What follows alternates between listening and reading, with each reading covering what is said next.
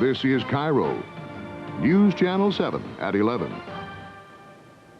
Good evening. About 250 parents, many of them frustrated and angry, crowded into the auditorium at Ballard High looking for assurances that their children can be kept safe at school. They didn't get a lot of answers tonight, but they did finally get a chance to express their fears and concerns. KIRO's Deborah Horn is live at Ballard High School tonight with more. Deborah? And Margaret, that is what a lot of the parents wanted to do, get a chance to express their anger and their frustration, and they got to do all of that tonight. But some of them also offered solutions. One of those solutions, to build a perimeter of security around the school buildings, but they would not allow the media inside. In the hallway, a memorial to Melissa Fernandez stood as a poignant reminder of the lost life that was the reason for the meeting. Inside the auditorium, those assembled voted that the media be shut out of their meeting, but their frustration spilled out into the hallway as they left. When they come into the court, like that kid is 16 years old, he shot it. When he come into the court, put it away for about 30 years. If you're throwing them out of school, I don't think that that's a solution. It might be a short-term fix, but it's not a solution to the problem. Tom Nakow says Melissa Fernandez knew her assailant and the others with him in the car. She was their friend. In fact, Ballard High School Principal Charles Chin told the people assembled that she had spoken to them at noontime and warned them that there were police on campus. But that did not deter them. They returned an hour and a half later, and soon she, who had tried to intervene, was shot. Even with those details, few inside agreed on what could have been done to prevent her death. Ultimately, it's a moral problem. And moral problems can be helped with laws and regulation, but they start at home and ultimately in the heart.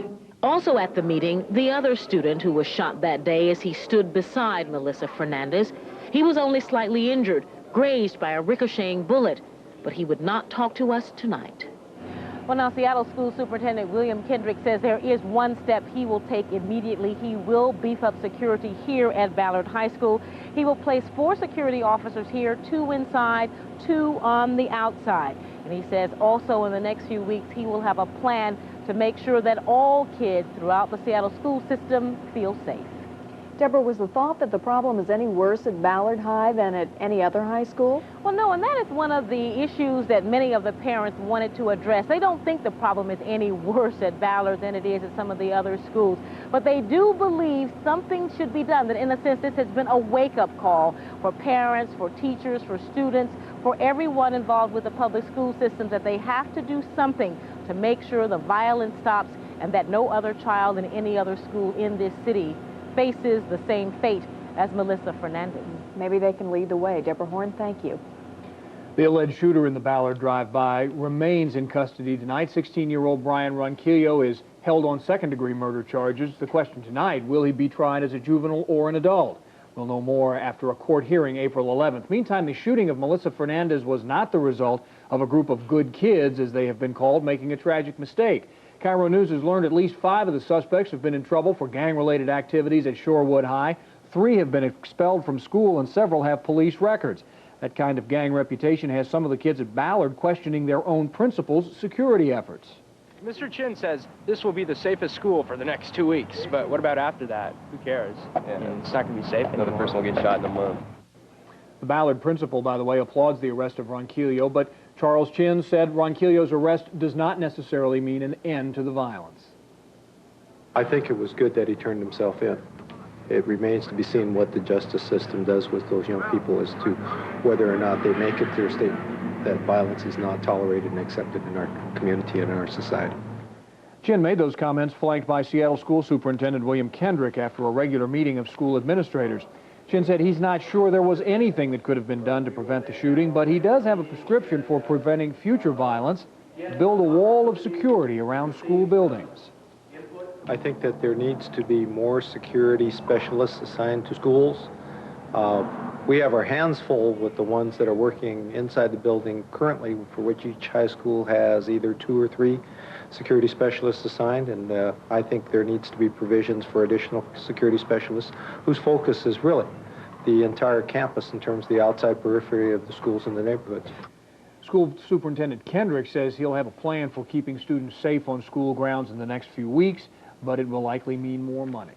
Hundreds of angry people gave Mayor Norm Rice an earful tonight about his plan for urban villages. They don't like the idea, and they let the mayor know about it. KIRO's Steve Knight was there. There wasn't an empty seat in the House. This regularly scheduled Mayor Rice town meeting in West Seattle dealt with one main topic: criticism of his plan for urban villages here. Too many people in one area. High rises. And I just do not feel that our area needs this. I think we're too crowded already, and I just think it's ridiculous. The 4 urban villages would be in commercial areas. Rice's plan targets these areas for future growth in hopes of reducing urban sprawl. But many West Seattleites feel the city is picking on their neighborhoods because they aren't as wealthy as others, such as Magnolia.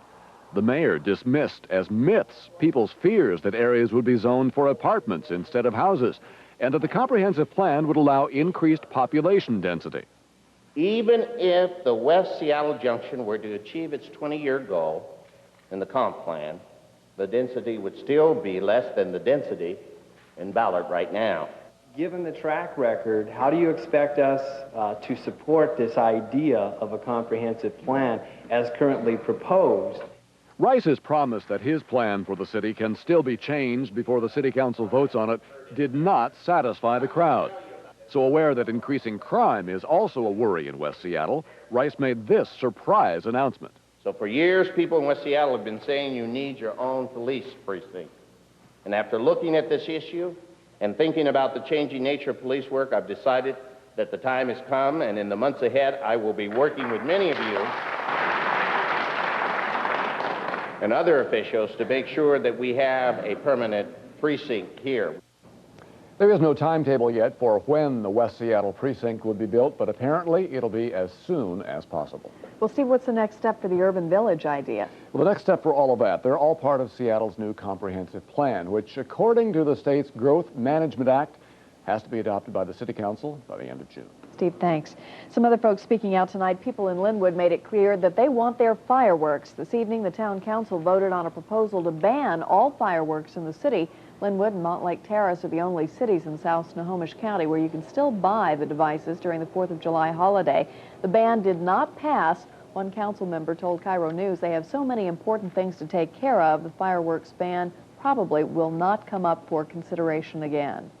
Traffic on Interstate 5 was a real mess tonight as fire crews used the freeway to help snuff out a fire blazing on Seattle's Beacon Hill.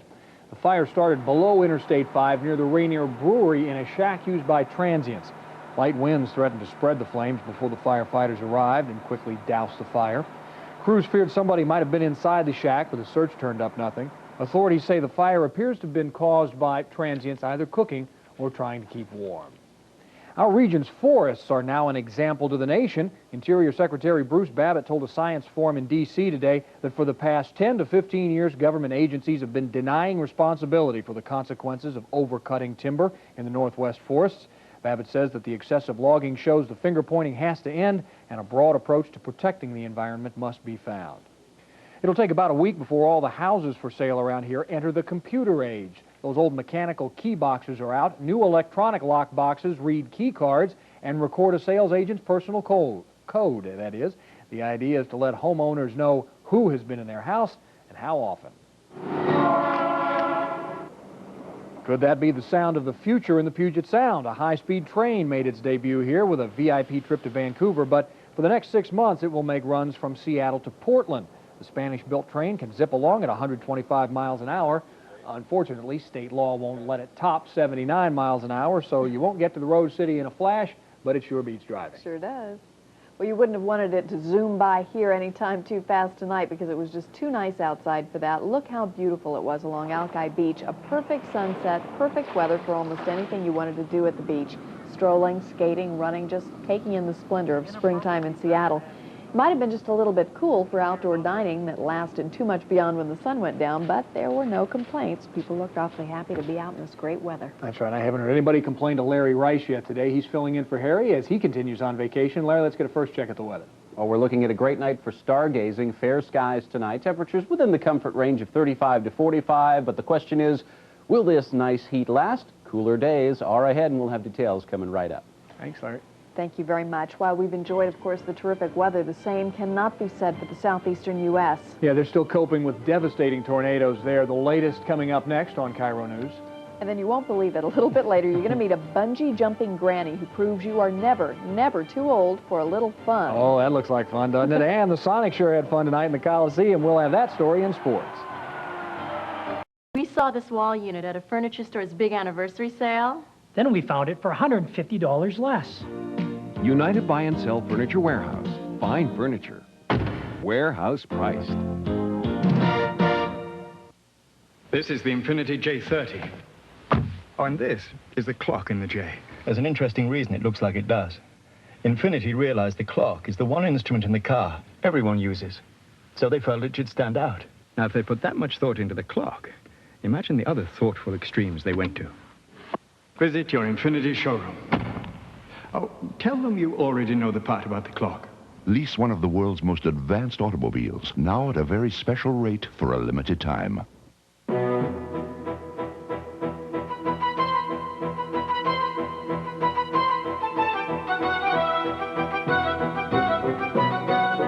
Go where the landscapers go.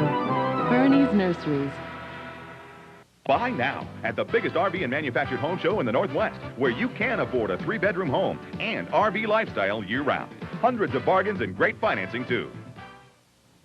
Mom said, buy yourselves a really good mattress. We got the mattress, and her mom got change. United Buy and Sell Furniture Warehouse. Fine furniture. Warehouse priced.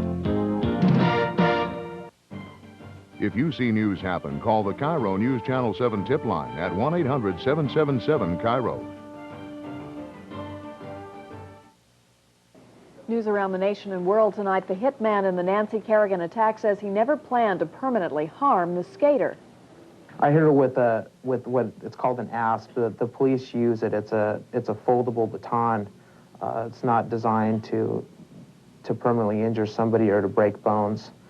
And I picked a spot on the leg that I knew would swell and she would not be able to compete in the nationals, but it wouldn't affect her career or her life further on down the road. Shane Stant confirms there was talk of killing Nancy Kerrigan, but he refused to go along with it, he says. Rodney King is returned to an L.A. courtroom. King reenacted portions of his 1991 beating by police and told jurors he could hear his bones crunching. King is sued for almost $10 million. The city has already admitted liability, but the jury will set a damage figure. And Rutgers University in New Jersey is learning a lot about measles, more than they wanted to know. The school is under a state of emergency with more than 20 suspected cases of measles on campus. Health officials are inoculating 40,000 students, faculty, and staff. It's the first measles outbreak on a U.S. college campus in 3 years. Residents of the southeast are on alert tonight as more deadly tornadoes threaten to rip through the region.